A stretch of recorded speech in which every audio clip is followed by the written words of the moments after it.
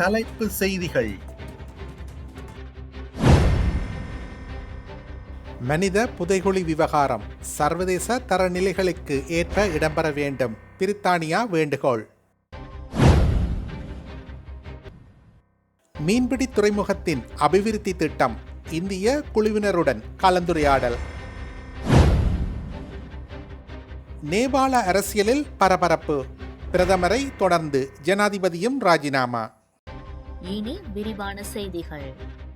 ஐக்கிய நாடுகள் மனித உரிமைகள் பேரவையின் 60வது கூட்டத்தொடரில் இலங்கையின் மனித உரிமைகள் நிலைமை குறித்து பிரித்தானியா அறிக்கை ஒன்றை வெளியிட்டுள்ளது.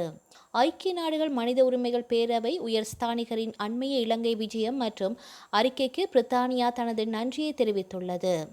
மனித உரிமைகள் மற்றும் பொறுப்புக்கூறல் குறித்த அரசாங்கத்தின் உறுதிப்பாடுகளை வரவேற்கும் அதேவேளை உறுதியான மற்றும் நிலையான முன்னேற்றத்தின் முக்கியத்துவத்தையும் வலியுறுத்துவதாக அந்த அறிக்கையில் குறிப்பிட்டுள்ளது.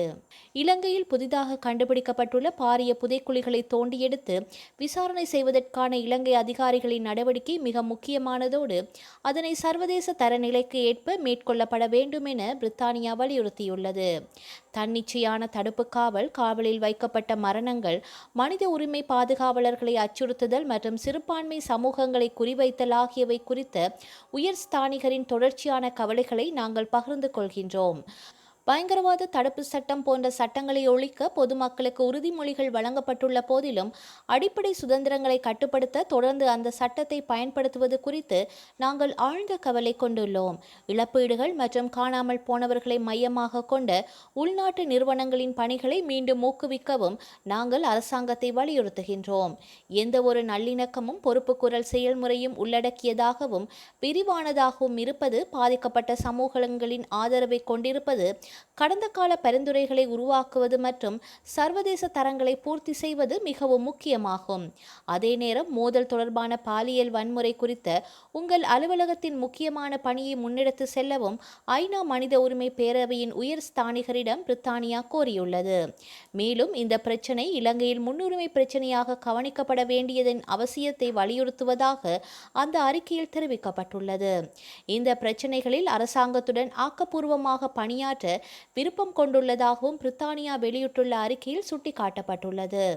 மட்டக்களப்பு ஏறாவூர் ஓட்டுப்பள்ளி குறுக்கு வீதியில் உள்ள பழைய பாடசாலை ஒன்று அமைந்திருந்த காணியில் புதைக்கப்பட்ட நிலையில் செவ்வாய்க்கிழமை அன்று 4 கைக்குண்டுகள் மீட்கப்பட்டுள்ளதாக ஏறாவூர் போலீசார் தெரிவித்துள்ளனர். ஆயுதங்கள் இருப்பதாக புலனறுவை இராணுவ புலனாய்வு பிரிவினருக்கு கிடைக்கப்பெற்ற தகவலுக்கமைய ஏறாவூர் நீதவான் நீதிமன்ற உத்தரவு பெற்று குறித்த பகுதியில் போலீசார் மற்றும் விசேட அதிரடி படையினர் இராணுவ புலனாய்வு பிரிவினர் இணைந்து ஏறாவூர் போலீஸ் பொறுப்பதிகாரி பிரசாந்த் லியனகே தலைமையில் அகழ்வு பணியில் ஈடுபட்டுள்ளனர். இதன்போது சுமார் 5 அடி ஆழத்தில் புதைக்கப்பட்டிருந்த நிலையில் மூடியிடப்பட்ட வாளி ஒன்றினிலிருந்து 4 கைக்குண்டுகள் மீட்கப்பட்டுள்ளன. இச்சம்பவம் தொடர்பாக ஏறாவூர் போலீசார் விசாரணைகளை மேற்கொண்டு வருகின்றனர். யாழ்ப்பாணம் போலீஸ் பிரிவுக்குட்பட்ட களட்டிச்சந்தியில் நேற்று காலை நடத்தப்பட்ட வாள்வெட்டு தாக்குதலில் ஒருவர் காயமடைந்துள்ளார். மோட்டார் சைக்கிளில் பயணித்த ஒருவர் மீது வேன் ஒன்றில் வந்தவர்கள் இந்த வாள்வெட்டு தாக்குதலை நடத்திவிட்டு தப்பிச் சென்றுள்ளதாக தெரிவிக்கப்படுகின்றது. சம்பவத்தில் காயமடைந்த கோண்டாவில் பகுதியைச் சேர்ந்த இளைஞர் யாழ்ப்பாணம் போதனா வைத்தியசாலையில் சிகிச்சைக்காக அனுமதிக்கப்பட்டுள்ளார். இச்சம்பவம் தொடர்பில் யாழ்ப்பாணம் போலீசார் மேலதிக விசாரணைகளை முன்னெடுத்து வருகின்றனர். பருத்தித்துறை மீன்பிடி துறைமுகத்தின் அபிவிருத்தி தொடர்பான இந்திய குழுவுடனான கலந்துரையாடல் யாழ்ப்பாண மாவட்ட அரசாங்க அதிபர் மருதலிங்கம் பிரதீபன் தலைமையில் திங்கட்கிழமை அன்று அரசாங்க அதிபர் அலுவலகத்தில் நடைபெற்றது.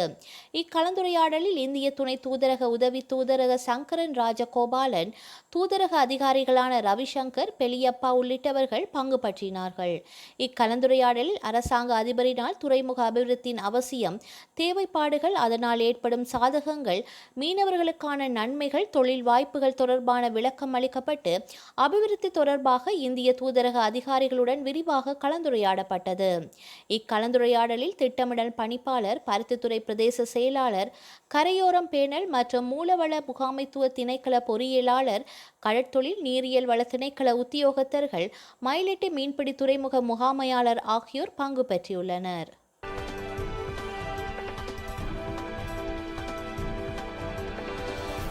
சீனாவில் ஆராஷி விஷன் ஐஎன்சி என்ற நிறுவனத்தில் உடல் எடையை குறைக்கும் ஊழியர்களுக்கு போனஸ் வழங்கப்படுவது இணையத்தில் தற்போது பேசுபொருளாகியுள்ளது.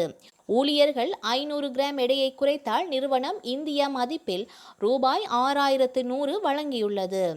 இந்த சவாலில் பங்கேற்ற இளம்பெண் ஒருவர் 90 நாட்களில் 20 கிலோ எடையை குறைத்து ரூபாய் 2.47 லட்சத்தை பெற்றுள்ளார். ஊழியர்களிடையே ஆரோக்கியத்தின் முக்கியத்துவத்தை வலியுறுத்த இந்த சவாலை கொண்டு வந்ததாக அந்த நிறுவனம் தெரிவித்துள்ளது. 2022 முதல் இந்த நிறுவனம் உடல் எடையை குறைக்கும் சவாலை நடத்தி 2.47 கோடி வெகுமதிகளை ஊழியர்களுக்கு வழங்கியுள்ளது. கடந்த ஆண்டில் மட்டும் 99 ஊழியர்கள் மொத்தமாக 950 கிலோகிராம் எடையை குறைத்து ரூபாய் 1.23 கோடியை பிரித்து கொண்டுள்ளமை குறிப்பிடத்தக்கது. நேபாளத்தின் தொலைத்தொடர்பு மற்றும் தகவல் தொழில்நுட்பத்துறை அமைச்சகத்தின் விதிமுறைகளுக்கு உட்பட்டு பதிவு செய்ய தவறிய இன்ஸ்டாகிராம், பேஸ்புக் உள்ளிட்ட 26 சமூக ஊடக தளங்களுக்கு அந்நாட்டு அரசு தடை விதித்துள்ளது. இந்த தடையை எதிர்த்து நேற்று முன்தினம் போராட்டம் வெடித்துள்ளது. இதையடுத்து இந்த தடை நள்ளிரவில் நீக்கப்பட்டது. இதற்கிடையே நேபாள பிரதமர் சர்மா ஒலி பதவி விலக கோரி இளைஞர்கள் 2ஆம் நாளாக போராட்டத்தில் ஈடுபட்டுள்ளனர். நேபாள நாட்டின் அதிபர் மற்றும் பிரதமர் இல்லங்களுக்கு போராட்டக்காரர்கள் தீ வைத்துள்ளனர். பாராளுமன்ற கட்டிடத்திற்கு தீ வைத்தனர். இதனையடுத்து பாராளுமன்றம் முழுவதும் கரும்புகை சூழ்ந்தது. இதேபோல் விமான நிலையம் அருகிலும் தீ வைத்ததால் விமான சேவை நிறுத்தி வைக்கப்பட்டது. ஊழல் குற்றச்சாட்டுகளுக்கு பொறுப்பேற்று சர்மா ஒலி தனது பிரதமர் பதவியை ராஜினாமா செய்தார். அதனைத் தொடர்ந்து உள்துறை அமைச்சர் தனது பதவியை ராஜினாமா செய்த நிலையில் பிரதமர் தனது பதவியை நேற்று ராஜினாமா செய்துள்ளார். இந்நிலையில் பிரதமர் சர்மா ஒலியை தொடர்ந்து ஜனாதிபதி ராம் சரண் பவுடல் தனது பதவியை ராஜினாமா செய்துள்ளார். இதனால் நேபாள அரசியலில் பரபரப்பு ஏற்பட்டுள்ளது. இந்தியாவின் அண்டை நாடுகளான இலங்கை, வங்களாதேசம் ஆகியவற்றிலும் ஆட்சி கலைப்பு நடவடிக்கைகள் நடைபெற்றுள்ளன என்பது குறிப்பிடத்தக்கது.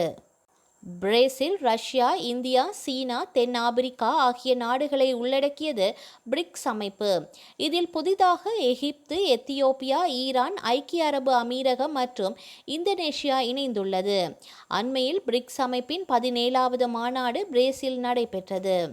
இதனிடையே பிரிக்ஸ் அமைப்பை அமெரிக்க கொள்கைக்கு எதிரானது என விமர்சித்த டொனால்ட் ட்ரம்ப், பிரிக்ஸின் அமெரிக்க எதிர்ப்பு கொள்கைகளுடன் தங்களை இணைத்துக் கொள்ளும் எந்த நாடும் கூடுதல் 10% வரி விதிப்பை எதிர்கொள்ளும் என மிரட்டல் விடுத்திருந்தார்.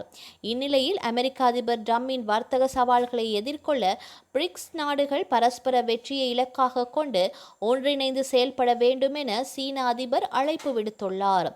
அடுத்த ஆண்டு பிரிக்ஸ் மாநாடு இந்தியாவில் நடைபெறவுள்ள நிலையில் பிரிக்ஸ் நாடுகள் இடையேயான வர்த்தக பற்றாக்குறையை நிவர்த்தி செய்வதன் மூலம் நாம் ஒரு முன்மாதிரியாக திகழ முடியும் எனவும் நியாயமான, பாகுபாடற்ற, விதி சார்ந்த கொள்கைகள் பாதுகாக்கப்பட வேண்டும் என்பதில் இந்தியா உறுதியாக உள்ளது என இந்திய வெளியுறவுத்துறை அமைச்சர் ஜெய்சங்கர் தனது நம்பிக்கையை தெரிவித்துள்ளார். வரலாற்றில் இன்று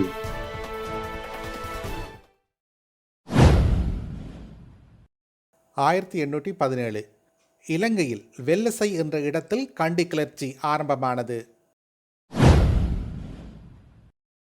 1898 ஆஸ்திரியாவின் அரசி பவேரியாவின் எலிசபெத் கொலை செய்யப்பட்டார். 2000 இலங்கை மட்டக்களப்பு நகர முன்னாள் முதல்வர் செலியன் பேரின்பநாயகம் படுகொலை செய்யப்பட்டார்.